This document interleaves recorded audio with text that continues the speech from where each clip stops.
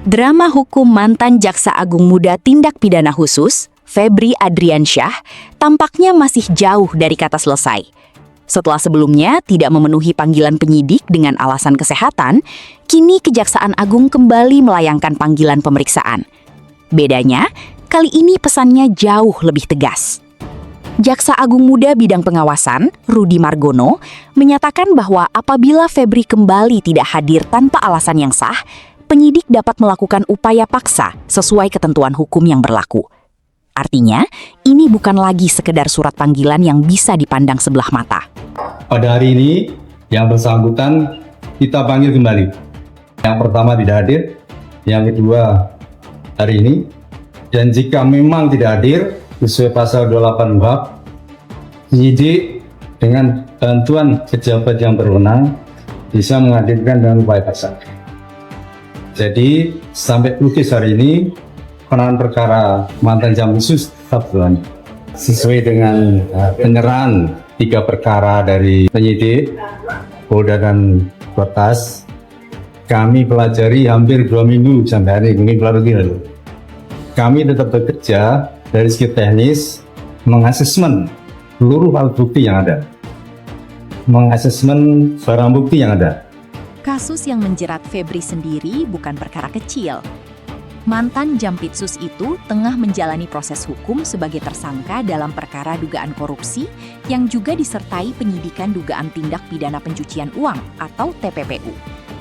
Penyidikan tersebut berkembang setelah penyidik menelusuri dugaan aset yang berkaitan dengan perkara tersebut.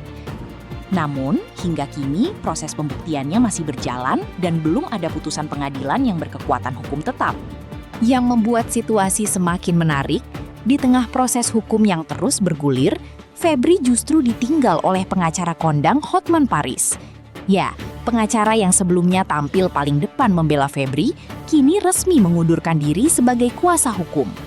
Hotman menjelaskan bahwa keputusan itu diambil karena kondisi kesehatannya usai menjalani operasi syaraf kejepit, sehingga dokter meminta dirinya beristirahat. Bahkan, Hotman mengaku sudah lebih dulu menyampaikan keputusan tersebut kepada Febri. Jadi atas dasar pertimbangan itulah saya sudah dari 2 hari lalu sudah kasih tahu ke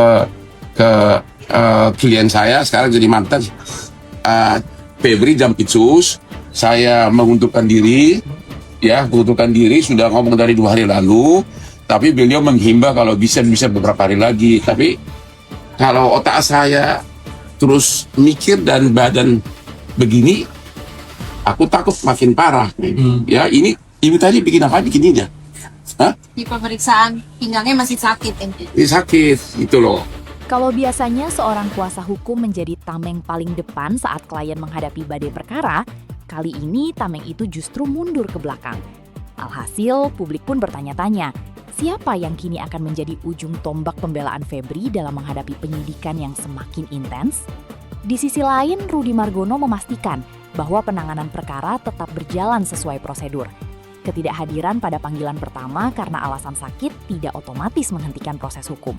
Karena itu, penyidik kembali memberikan kesempatan kepada Febri untuk memenuhi panggilan pemeriksaan. Namun, apabila kembali mangkir tanpa alasan yang dapat dipertanggungjawabkan, opsi menghadirkan secara paksa sudah disampaikan secara terbuka kepada publik. Kalau dipikir-pikir, kasus ini seperti serial yang setiap episodenya selalu menghadirkan kejutan baru. Mulai dari pengunduran diri Febri dari jabatan Jampidasus demi menjaga objektivitas proses hukum, kemudian status hukumnya yang terus bergulir. Munculnya Hotman Paris sebagai kuasa hukum, hingga kini Hotman memilih mundur dan Kejagung mulai membuka kemungkinan pemanggilan paksa. Kini publik tinggal menunggu satu hal.